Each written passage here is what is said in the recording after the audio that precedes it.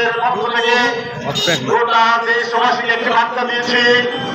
এদেশের মানুষকে বাঁচাতে হলে, এদেশের স্বাধীনতা সার্বভৌমত্বকে রক্ষা করতে হলে, এদেশের গণতন্ত্রকে রক্ষা করতে হলে, পুনরুজ্জীবিত করতে হলে, মানুষের স্বাধিকার অধিকার মুখের ভাষা প্রতিষ্ঠিত করতে হলে, মানুষের জীবন মানুষের জান রক্ষা করতে হলে আমাদেরকে কাজ করতে আন্দোলন সংগ্রামের মধ্য দিয়ে আমাদেরকে স্বৈরাচারী এই মোদী এই আওয়ামী লীগ সরকারের পতন অনতিবিলম্বে প্রত্যাহার করতে হবে।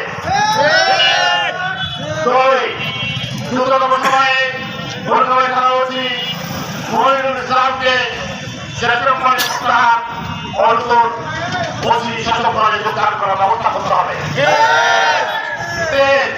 সকল পর্যায়ে রাষ্ট্রীয় প্রশাসনে বিএনপির বহিষ্কৃত সাহিত্য স্বীকার করতে বিএনপি নাম বানিয়ে পরিচয় নিয়ে যারা কোনো ব্যাংকার ও তার ব্যক্তিগত মতামত প্রতিষ্ঠিত করার চেষ্টা করতে গেলে তা প্রত্যাহার করে অর্পিত দায়িত্ব পালন করবেন সকল পর্যায়ে সম্মানিত কর্মকর্তা ও প্রিয় কর্মচারীবৃন্দ।